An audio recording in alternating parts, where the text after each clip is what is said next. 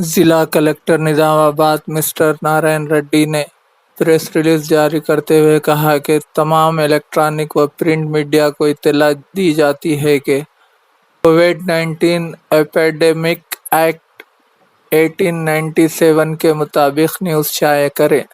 मौजूदा हालात के मुताबिक रोज़ाना मालूमात हासिल करते हुए अवाम में शऊर बेदारी पैदा करते हुए अपना ताउन कर रहे हैं, लेकिन एक न्यूज़पेपर ने बगैर न्यूज़ की तस्दीक किए उसको शाया कर दिया, जिससे अवाम में डर व खौफ का माहौल पैदा हो गया है।